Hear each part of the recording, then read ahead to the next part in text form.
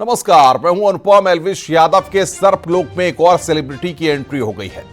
दरअसल snake venom और rave party connection में फंसे एल्विश यादव पहले से ही नोएडा पुलिस के रडार पर हैं, तो अब सिंगर फाजिल पुरिया पर भी पुलिस जल्द ही शिकंजा कस सकती है।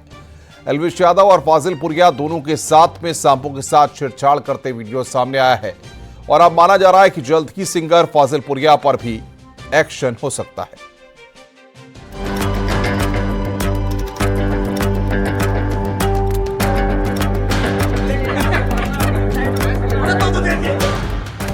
जहरीले सांपों का जहर और रेप पार्टियों की चमक दमक में नशेबाजी का खेल।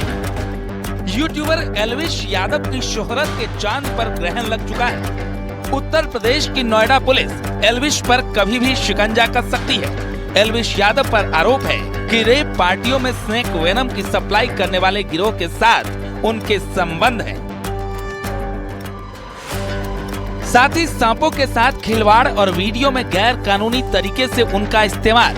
अब एल्विश यादव कानून के शिकंजे में आ चुका है।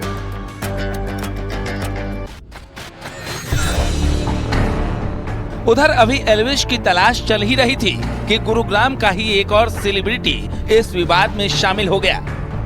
दरअसल बात कर रहे हैं बॉलीवुड के मशहूर सिंगर और रैपर फाजिल पुरिया की।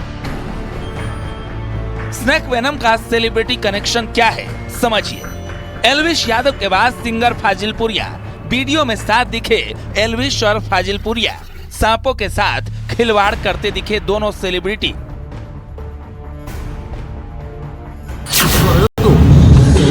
क्योंकि इससे बातचीत नीलम नहीं थोड़ा भाई ऑरेंज वाला क्या है भाई ऑरेंज वाला दे ऐसे थोड़ा भाई दो दे दिए दो आराम से गिरना दो सांप के होते हुए एक भाई साइड दोगे। हां भाई ये वीडियो एल्विश यादव की सांपों वाले वीडियो शूट का बताया जा रहा है।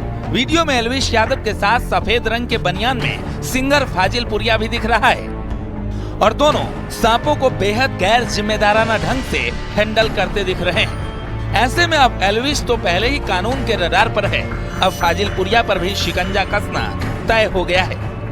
रेप पार्टी मामले में अब एक नया मोड़ निकलकर सामने आया है। एल्विश यादव की जो मुश्किलें हैं वो लगातार बढ़ती नजर आ रही हैं और उनके साथ साथ जो उनके साथी हैं उन पर भी ये संकट आ सकता है। एक नया वीडियो जारी हुआ है जिसमें सिंगर फाजिल पुरिया एल्विश के साथ नजर आ रहे हैं और इस वीडियो में दोनों एक सांप के साथ नजर आ रहे हैं। इससे पहले एल्विश यादव की एक पिक्चर और वीडियो जो है वो सांप को लेकर वायरल हुई थी। वहीं खास बात ये कि नोएडा में रेप पार्टी के दौरान स्नेक वेनम जैसी घातक ड्रग्स के इस्तेमाल के मामले में अब क्राइम कंट्रोल ब्यूरो को जांच सौंप दी गई है। साथ ही एल्विश यादव और फाजिल पुरिया जैसे सेलिब्रिटीज की भूमिका की भी पड़ताल शुरू हो गई है। एल्विश यादव का भी जो लगातार नाम है वो रेप पार्टी इस पूरे मामले में नजर आ रहा है। इसी के चलते इस पूरे मामले में जो वन विभाग है वो पूरी तरीके से जांच करेगा। कमेटी जो है वो बनाई गई है। मेरठ, गाजियाबाद और गौतम बुद्ध नगर में जो जांच है वो लगातार होगी और पूरी तरीके से जो मामला है वो डीपली इन्वेस्टिगेट किया जाएगा। लेकिन अभी बड़ी बात ये है कि जिस तरीके से ये वीडियोस जो हैं वो सामने आ रही हैं उससे और लोगों को भी संकट हो सकता है, क्योंकि जितना बड़ा ये गिरोह है या जितने भी लोग आपस में कनेक्टेड होंगे उन पर भी जांच हो सकती है। तो जो फाजिल पुरिया का नया वीडियो सामने आया है जिसमें वो और एल्विश यादव साथ नजर आ रहे हैं, उन दोनों के हाथों में एक सांप है जिसका वीडियो लगातार तेजी से वायरल होता जा रहा है। इस कैमरामैन सोनू के साथ फराह खान, न्यूज़ 18 नोएडा।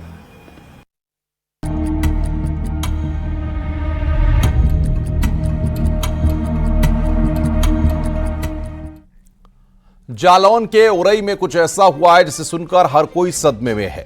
महज घर में सब्जी बनाने को लेकर हुए विवाद में एक मां और उसके बेटे दोनों की जिंदगी खत्म हो गई। आखिर क्या हुआ था इस घर में जो मां और बेटे ने मामूली सी बात पर अपनी जिंदगी को खत्म कर लिया? आइए इस रिपोर्ट के जरिए देखते हैं।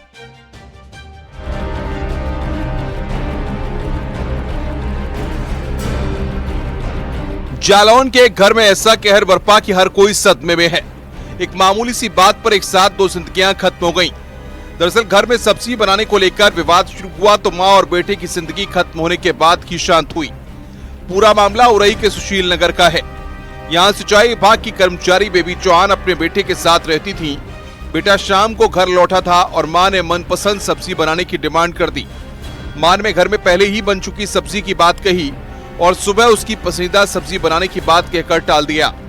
इसी मामूली सी बात पर मां और बेटे के बीच विवाद शुरू हुआ और इतना बढ़ गया कि मां ने घर में रखा जहरीला पदार्थ खा लिया। इस बीच महिला की जहर खाने से तबीयत खराब हो गई, जिसमें एक मां ने और उसके बेटे ने सुसाइड किया है। प्रथम दृष्टया जो इन्फॉर्मेशन प्राप्त हुई है उसमें मां और बेटे में खाने को लेके कोई झगड़ा हुआ, जिसके बाद मां ने गुस्से में आके पॉइजन खा लिया और ये इसके बाद जो बेटा था 28 साल जिसकी उम्र है, उसने दुख में वहाँ पे बाथरूम में जाके उसने भी सुसाइड कर लिया बाय हैंगिंग। बेटे ने मां को बेहोश जमीन पर देखा तो घबरा गया और अपनी मां की इस हालत के लिए अपनी जिद को जिम्मेदार मानकर उसने भी गिल्ट में फांसी का फंदा लगाकर जान दे दी। आसपास के लोगों के घर के अंदर हंगामे का माहौल दिखा तो कुछ लोग किसी तरह से घर के अंदर पहुंचे। मां जमीन पर गिरी थी तो बेटा फांसी के फंदे पर लटका हुआ था। दोनों को अस्पताल लेकर जाया गया तो डॉक्टरों ने दोनों की मौत की पुष्टि कर दी। महज मामूली सी सब्जी को लेकर एक विवाद ने पूरा परिवार बर्बाद कर डाला। तैश में आकर लिए गए एक फैसले ने न सिर्फ मां बेटे की जिंदगी खत्म कर दी, बल्कि ये भी साफ हो गया कि आज के दौर में रिश्तों के धागे कितने कमजोर हो चुके हैं। अश्विनी मिश्रा, न्यूज़ 18।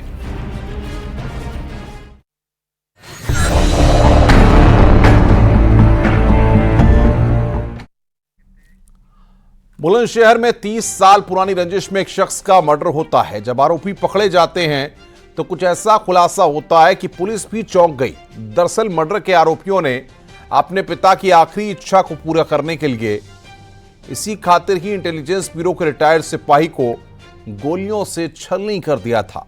क्या यह पूरा मामला, आइए इस रिपोर्ट के जरिए देखते हैं।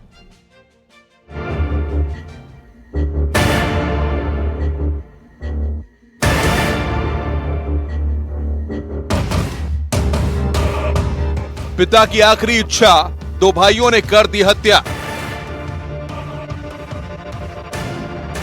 30 साल पुरानी रंजिश, सिपाही गोलियों से छलनी।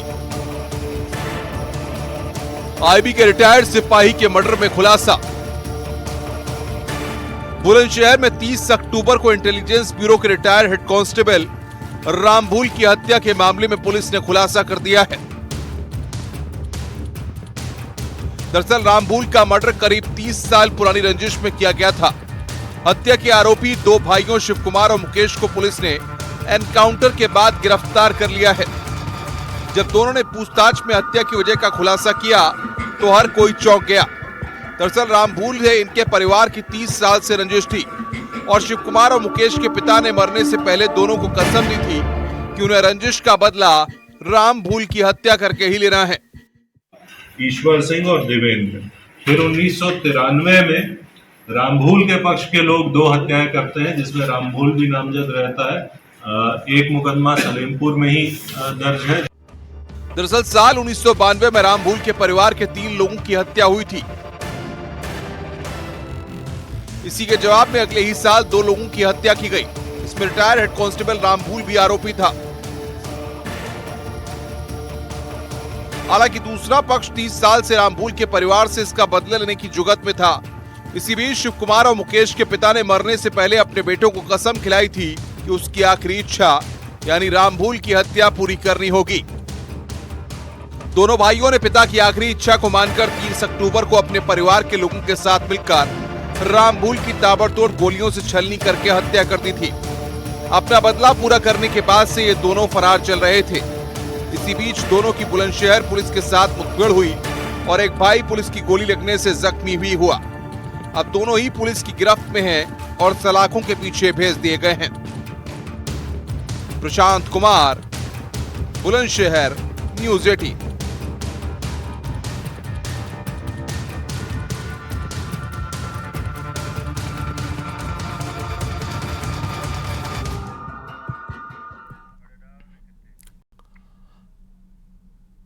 खबर महाराजगंज से है, जहां पर सुनौली थाना क्षेत्र के कुनसेरवा में धर्म परिवर्तन कराए जाने की सूचना पुलिस को दी गई। सूचना मिलने पर पुलिस ने आधा दर्जन लोगों को हिरासत में लिया और पूछताछ की है।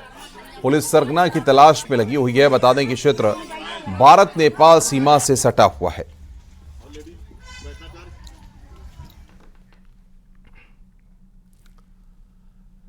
झांसी में मेडिकल कॉलेज के प्रधानाचार्य के ऑफिस में लाठी डंडों से लैस तोड़फोड़ करने वाले छात्रों का वीडियो सामने आया है। वायरल वीडियो में अकेले दरोगा छात्रों से जूझते आए नजर। पैरामेडिकल के छात्रों का लाठी डंडों से लैस हंगामा करने का वीडियो वायरल हुआ है। बता दें कि शुक्रवार को महारानी लक्ष्मीबाई मेडिकल कॉलेज के प्रधानाचार्य के कार्यालय में पैरामेडिकल के छात्रों ने हंगामा किया था।